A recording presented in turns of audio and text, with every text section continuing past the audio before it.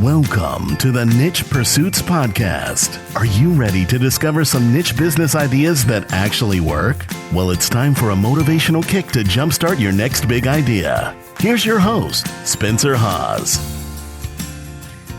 Hey everyone, welcome back to the Niche Pursuits Podcast. I'm your host, Spencer Haas from nichepursuits.com.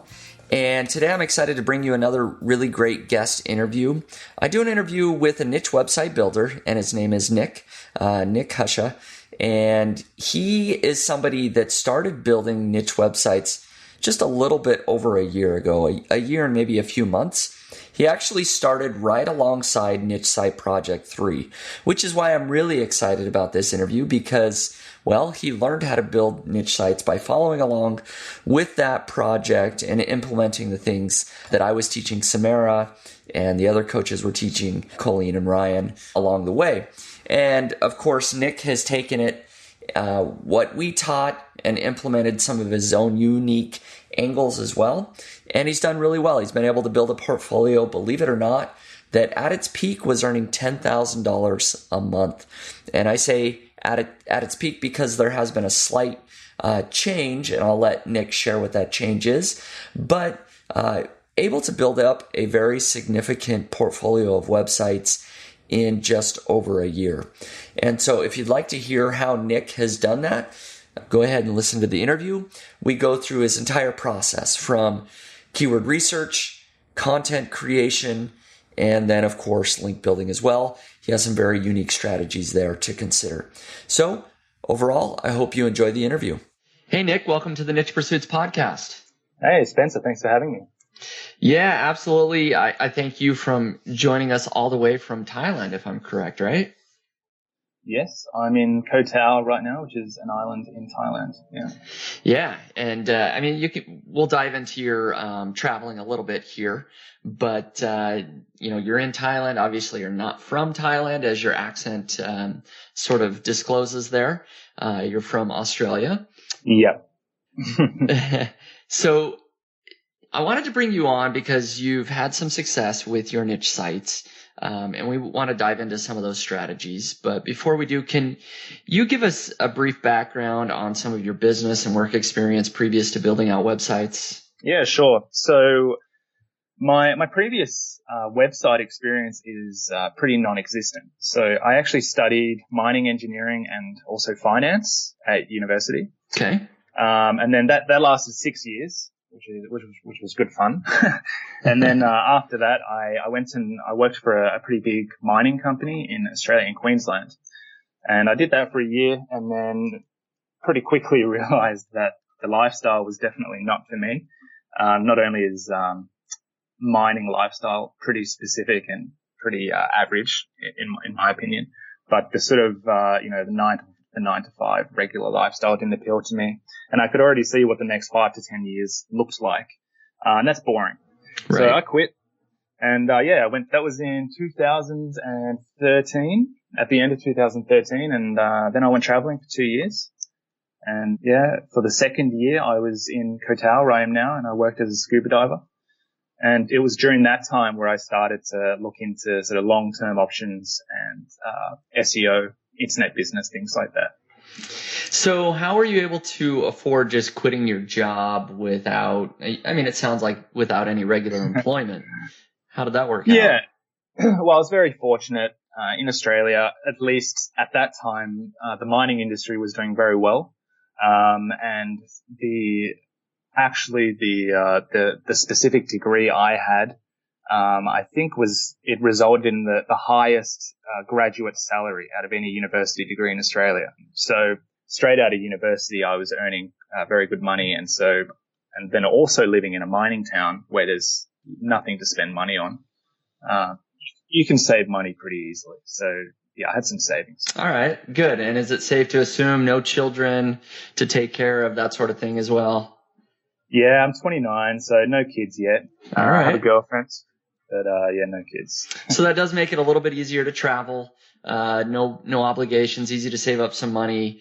And when you're in a place like Thailand, I'm sure it's not very expensive, so you can get by for a couple of years, right? Yeah, I mean, Thailand's definitely not cheap. Not expensive. But it helps, it's nice.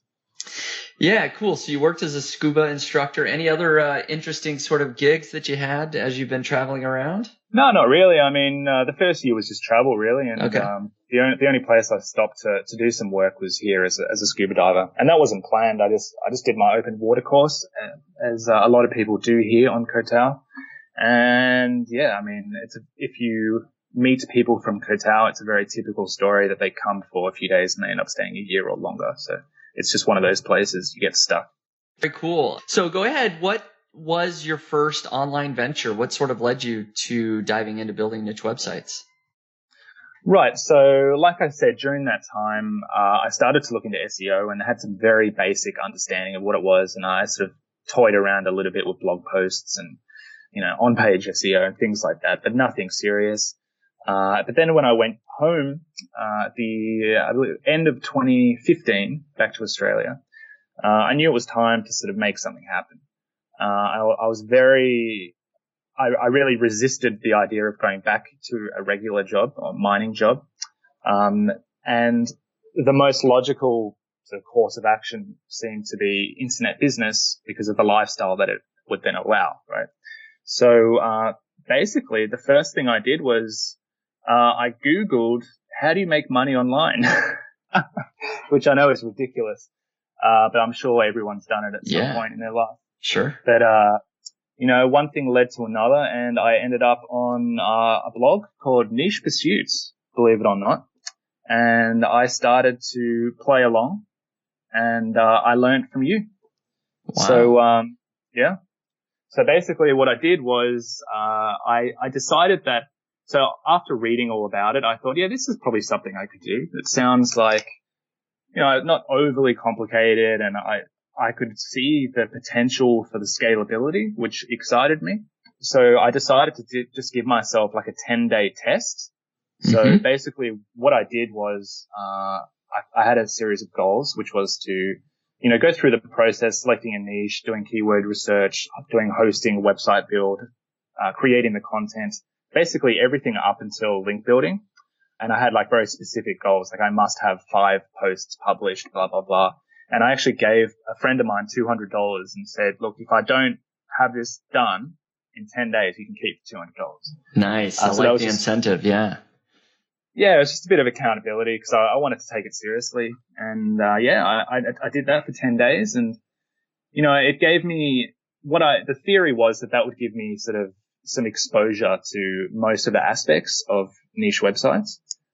And it would allow me to then decide whether or not it was something I wanted to pursue. And so after those 10 days, I decided, yep, this is something I want to do, or at least try. And I decided to commit to it for the entire year. Wow. Yeah. So I love that, of course, you found out about niche websites from nichepursuits.com. That's awesome. It's the only destination. Yeah, that's all you need, right? So do you remember, was it around Niche Site Project 2, or was I doing a case study? Do you remember? It was right at the start of 3. Okay. So that's only been about a year, just a little over a year-ish ago, a year and a few months maybe? Correct. It was January 2016. Yeah. Okay. Perfect. All right. So that gives us a time frame of when you started, just a little bit over a year ago. And, well, how did the year go? Tell us about your business right now. Sure. So, well, it was an interesting year. As you know, there's a lot of delayed gratifications. Right. I didn't see results for a long time, and I struggle with patience. So it was a tough year in that way. But basically what I did was I built 5 websites, including that first 10-day website, which I then later expanded as well. So 5 websites. I spent the first half of the year, I should say the reason I chose 5 was because, you had sort of said that a reasonable goal was to hit $500 a month from a website in like 6 to 9 months. So I thought, all right, well, I'll do 5, and then if I can get $2,000 a month, then I can go traveling next year on that money. So that would be like a win for me. Yeah, so I built 5 websites. The first half of the year was basically doing a lot of keyword research and writing the content. So I wrote approximately the first 100,000 words myself, which was, that required a lot of persistence. But then the second half of the year, I spent doing link building and preparing for this year because I knew I wanted to scale this year. And I thought that by spending a lot of time automating all the stuff that I do, sort of all the systemizing all the tasks, automating them, that would allow me to hit this year running and sort of scale really fast. So that's what I'm doing now. I'm doing what I did last year, but on scale. And so I call last year a year of validation. Right. This year is a year of expansion. Awesome. Tons of things that I want to dive into with what you've just shared, what you've done over the past year and your plans going forward as well. We are going to go into that, but just to give us an idea about earnings, to give people an idea of how well you're doing out of those 5 sites or however many you have now, what sort of income numbers are you seeing month to month? Right. So, there's been a bit of a change recently, but I'll get into that in a sec. But in, I think, January and February, sort of a 30-day window, I was making $10,500 a month. So, wow. It was doing well. And I was also creating a lot of new content. So I was actually projecting to hit about 15,000 within a few months. I was fairly confident I was going to get there, within 3 months or so. That's quite impressive for just about a year. So yeah, it worked out. Yes, I would say that it worked out very well. And so let's go ahead and let's dive into what worked really well for you. And then I know you said there's a little bit of an update. We'll dive into what that update is a little bit after you give people an idea of what your strategy was getting to this point, if that's okay. So yeah, sure. in terms of content and the amount of content that you've done, you said you wrote like 100,000 words yourself to start. How many articles is that on a website? Right. Well, that's a rough estimate. Sure. But give us a breakdown of like how many articles now are on your best performing sites, that sort of thing. Sure. So, the very first 2 websites I built, I pretty much, I wouldn't say deserted, but after about 20 posts, I moved on from them because I sort of felt like I had learnt a lot from those 2 websites. And then I focused more heavily on the next 3, which is where sort of 90% of the income came from. So for the best website, I think right now there's about 60 posts. But I think about 10, 15, maybe even 20 of those are quite new. So, roughly, I'd say ballpark 40 posts on there, at sort of around the new year. And the other 2 have, roughly 15 and 20 each. And roughly how much is your top website making versus the other couple of websites?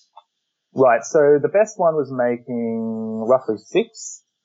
And the other 2 were on the same level. They were around 2 each. Okay.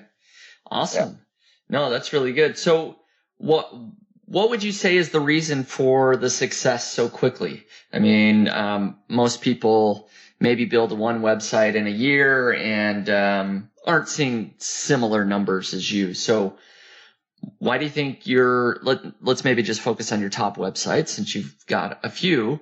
Why was that website so successful? Well, honestly, I think the biggest reason was that it was an obsession.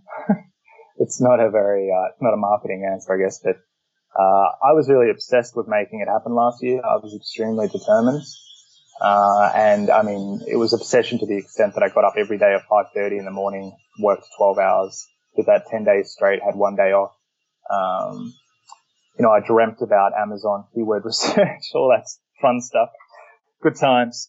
But, more specifically, I think, honestly, I'm a big believer in 80-20 principle. I think a lot of people waste a lot of time doing things that don't really give great results. And I focus very specifically on what I thought would work. No, that makes a lot of sense. I mean, people don't have that level of obsession that they're going to put in 10, 12 hours a day on a niche website to make it work. So I mean, what were those things that, when you say you tried to 80/20 your tasks, what were those things? Is that writing content? Is that link building? Anything specific? Right. Well, yeah, I mean, in this case, in this example, it's with the type of keywords. So I didn't spend too much time worrying about informational posts. So on that side, I had about 10 or so around the year. So I definitely wrote some, but basically the only purposes of those 10 posts was really to give it the perception of it being a normal blog, right? Which helps later when it comes to link building. But so mainly just focusing on what was going to work and what was going to make money, which is, for the most part, best keywords. And I think something else that really helped was that I didn't just sort of set it and forget it. I was constantly tracking everything.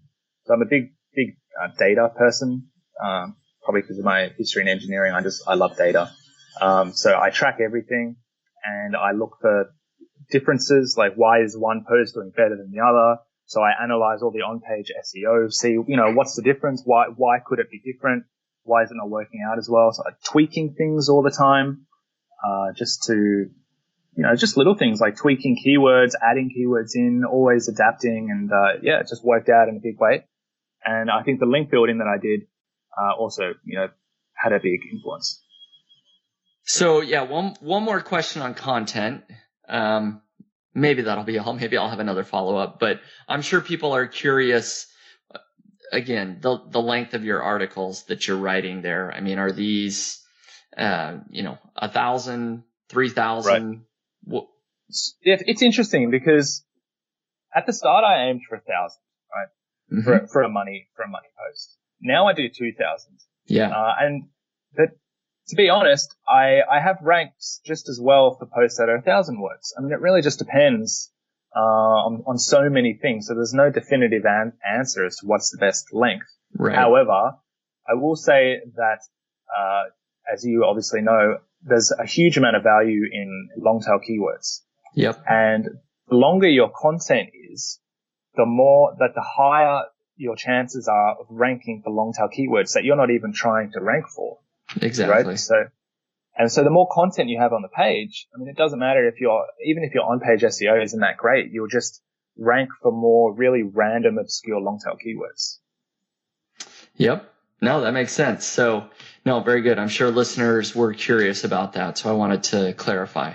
So before we dive into link building, because I do want to spend some time on that, let's talk about that update that you said. I know recently you've shared that there's been some changes in your sites a little bit. Why don't you tell people what's going on and maybe what you think you can do to fix that or what the issue is? Right. So basically, I think it was on around the 9th or the 10th of this month, March, a Google update has allegedly occurred. No one really knows 100% for sure. And people are calling it Fred. I'm thinking of Drop Dead Fred. And interestingly, on the very same day, one of my sites got hacked, which apparently there's a good chance that led to all my sites being infected because they were all on the same hosting account. Yep. So since that time, I've seen a pretty large drop off in traffic, and it varies on each website. It's slightly different, but on one website it's 90%, on one website it's about 50%. And the other one's in the middle. So it's very significant. And at this stage, I don't know if it's, the hack or the Google update or a bit of both. But, right. Certainly, a little disappointing. But, honestly, I think it's the best thing that could have happened to me, which sounds crazy, I know, but, if you're in internet marketing long enough, this is going to happen sooner or later. So it's great that this has happened 1 year in so that I learn now, and then going forward, I can adjust and, improve and become better. So it's a good thing.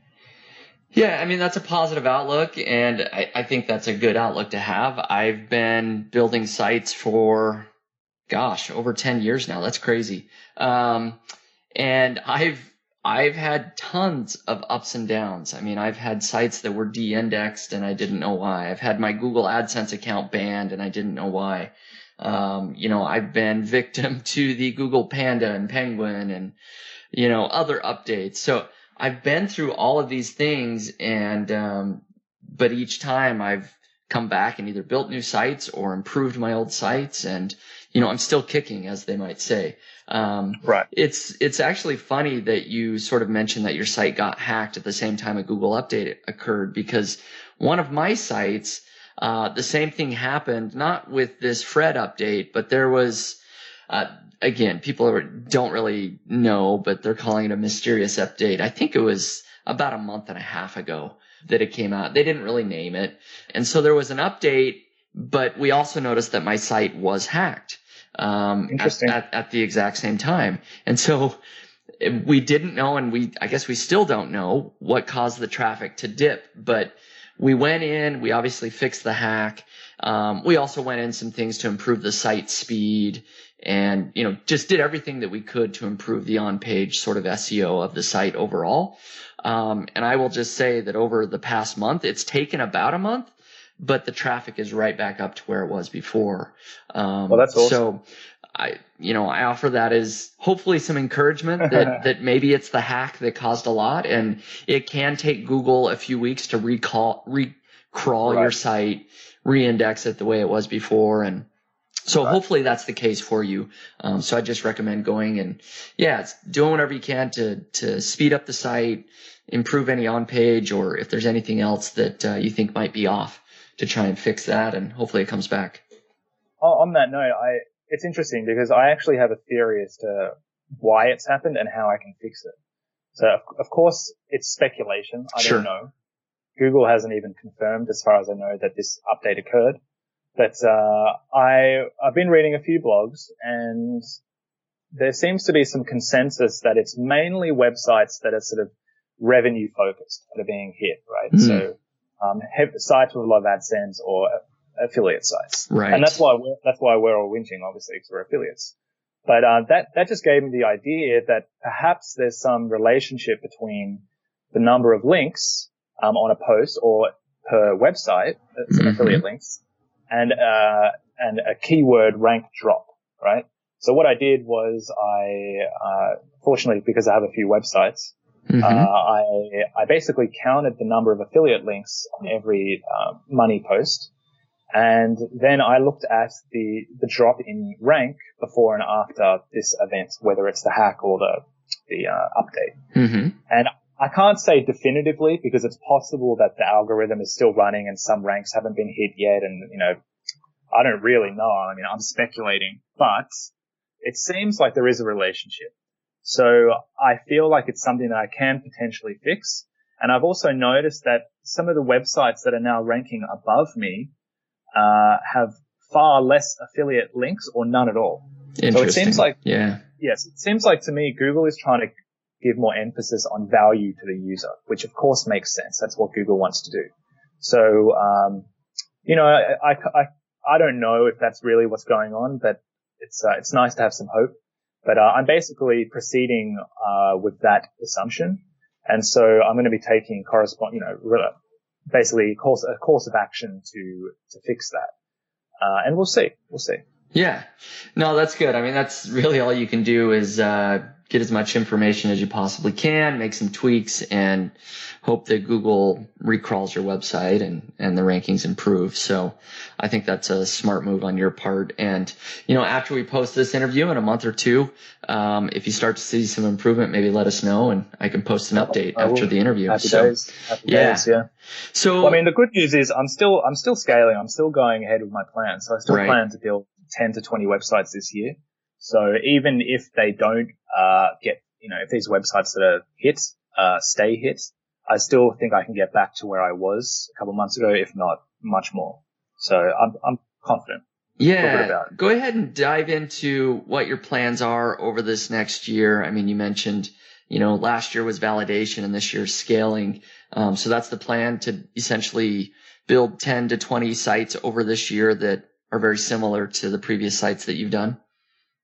Yeah. So basically. So, that's the plan. And I guess I should kind of specify what type of website I am building, because when people hear that I'm building 20 sites, Right. they probably think, oh yeah, like a micro niche website, or a website, targeting maybe 1 to 5 keywords or something.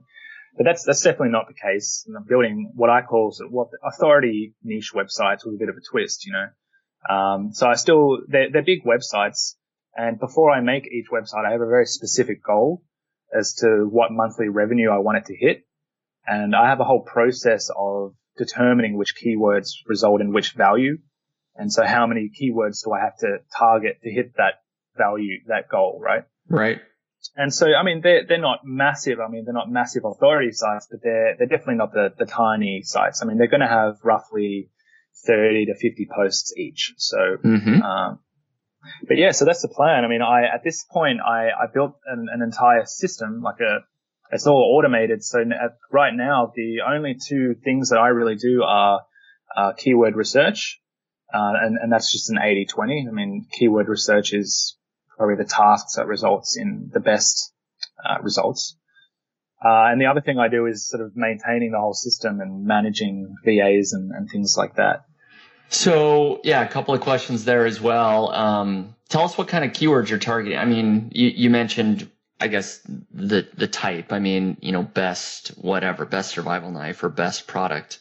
Those type of affiliate keyword is what you're targeting. But what sort of search volume are you looking at? That sort of thing. Okay, so I don't specifically look at search volume. I mean, of course I consider it, and I do have like a filter that I want to have a minimum of, say, 200, right?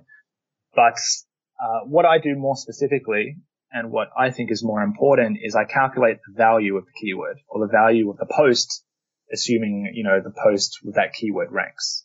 So basically what I do is I consider the monthly search volume of the primary keyword. I use an estimated SERP position. So whatever I feel whatever I feel confident I can rank at, I feel a conservative number, put in 5 for that. I then use the search volume together with the long tail potential volume of the primary keyword with the click-through rate of the estimated position, right?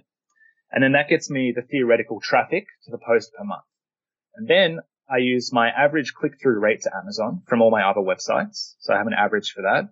And then also the average Amazon conversion rate, which then gives me the number of purchases, right? And then using the price of the products I'm promoting, I also adjust it for random purchases, because, about 50% of the items you sell are completely random. So I adjust the price to account for that. And sometimes that means it moves up, sometimes it moves down. And then I use the new Amazon category commission rate to determine basically what my total commission would be per month for that keyword. So it's a lot of information, but it's straightforward. It makes sense. It's a spreadsheet, and it's not perfect by any means. It's, but from what I've seen, it's a fairly accurate rough estimation. Like, it's good enough, basically. Right. Yep. And so basically what that means is, that's why I don't use just the volume. I mean, I consider that value as well, because sometimes there'll be a keyword with an LMS of 200, but it has the products you're going to promote have really great sales, and the price is high. So that could be a lot more lucrative than a really high search volume keyword where, the average price is low. I mean, there's a lot of things at play. So yeah, it's not just volume. I love it. Yeah, no, that makes a lot of sense. Hopefully people listening sort of can follow along. I mean, it made sense to me. So if people want to rewind and listen to your explanation there, I think that was good. I mean, once you have a spreadsheet, it's fairly easy to understand. Yep, exactly. So let's dive into link building a little bit. And first of all, would you say that's been critical to your success, or is the keyword and content more important? And if link building is important, let's talk about a couple of your best link building strategies. Sure. Yeah, so I do think it's important. I have ranked for, like, in those first 2 websites where I basically didn't do any work once the content was written, I have ranked for some of those keywords with no link building, but they're fairly long tail.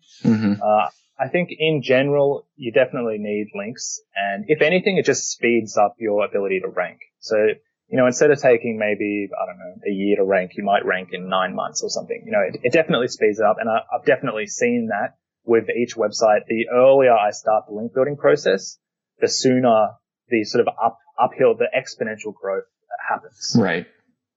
So, I definitely think it should be done. But again, I don't think it's necessarily difficult if you can create a system for it and automate a lot of the processes. It can actually be quite straightforward.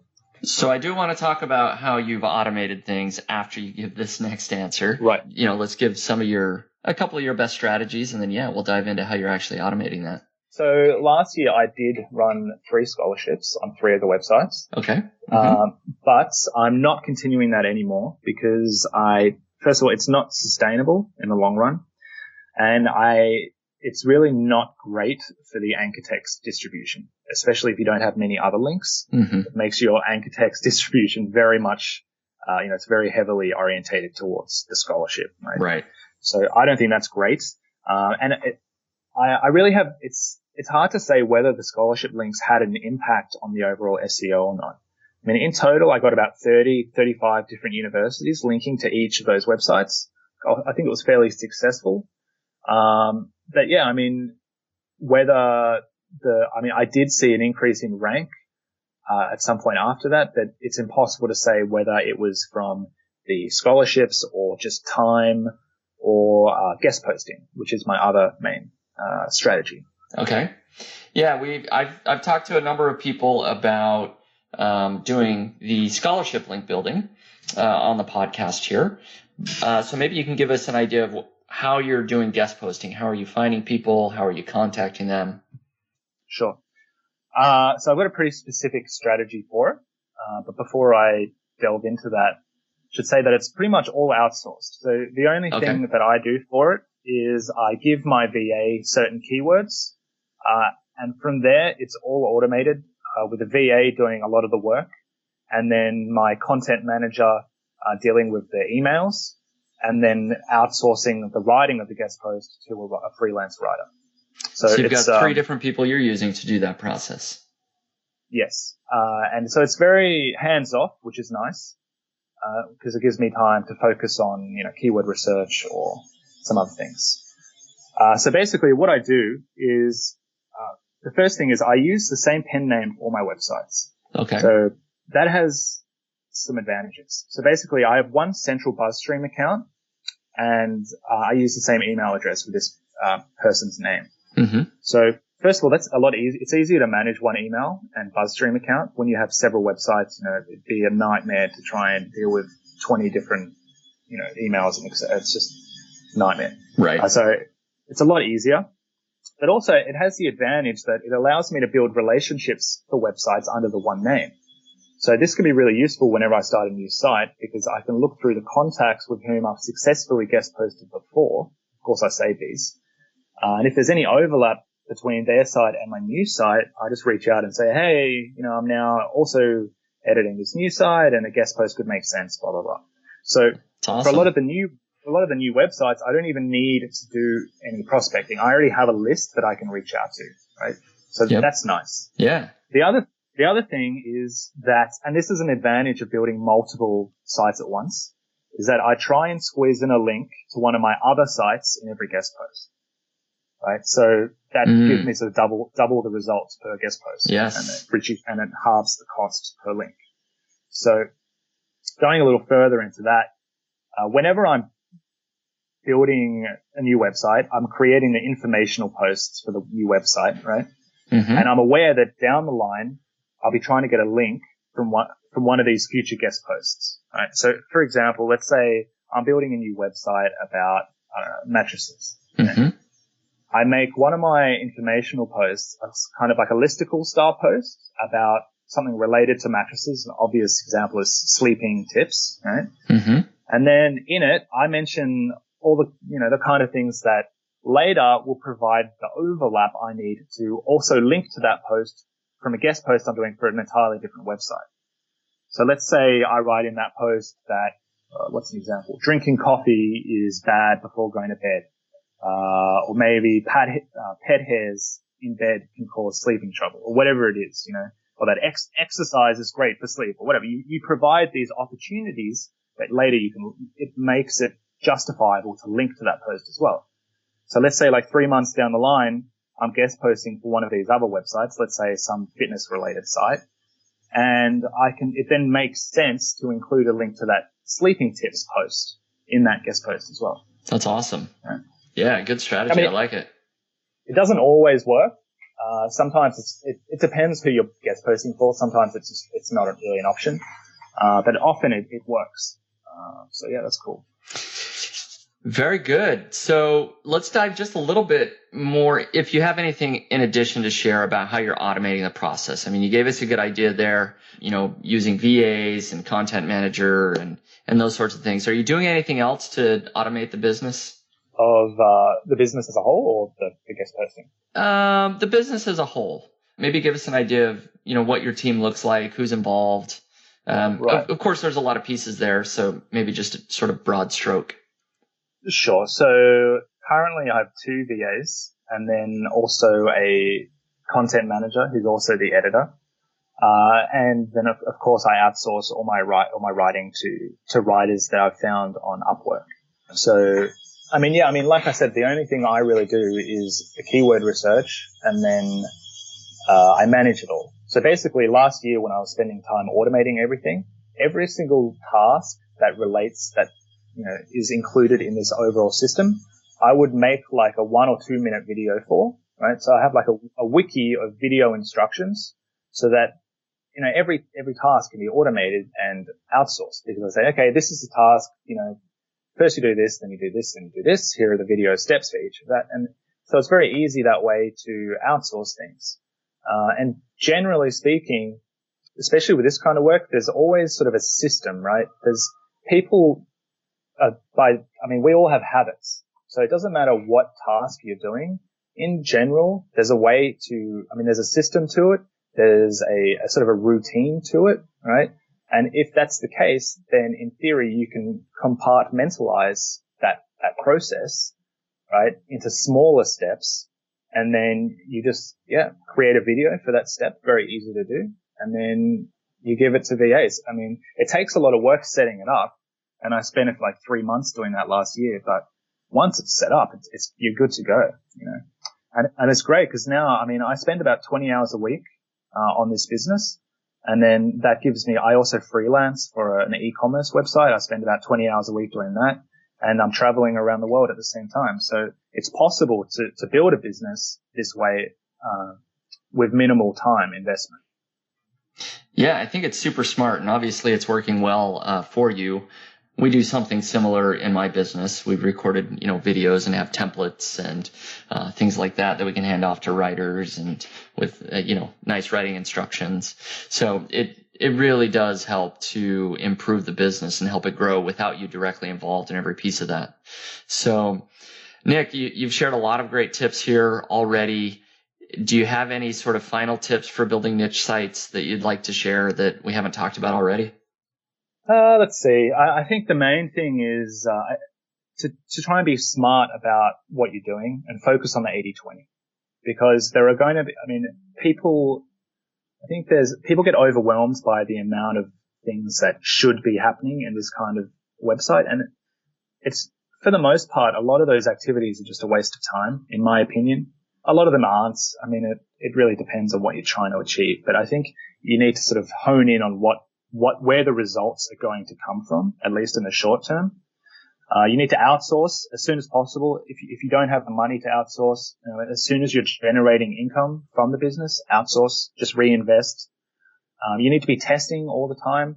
Like I'm constantly split testing everything, to try and improve click-through rate. But other things as well. Like I said, last year I was always checking, why is one post ranking, why is over another. You need to test things, tweak things, see if you can iterate your way through. And focus on click-through rates. That's important. Conversion optimization. Yeah, great tips. So if anybody wants to stay in touch with you, is there any way that people can do that? I'm on Facebook. I don't have a blog or anything. Okay. I've toyed with the idea in the past, but at the moment it would be too much of a time investment So yeah, I mean, I'm happy to answer any questions, and I love nerding out on this stuff. So always, yeah, anyone feel free to hit me up for sure. Very good. So we'll leave it at that. Nick, I appreciate your time very much and all the tips that you've shared. Yeah, thanks, Spencer. It's nice to be on the show 1 year after sort of learning from you. So yeah, it's very nice. It's really cool to be able to share your success here that you learned through Niche Site Project 3. So I'm super happy that you're able to come and share your story. It's been great. So appreciate it. Cheers. Thanks, mate. Thanks a lot. And thank you everybody for listening.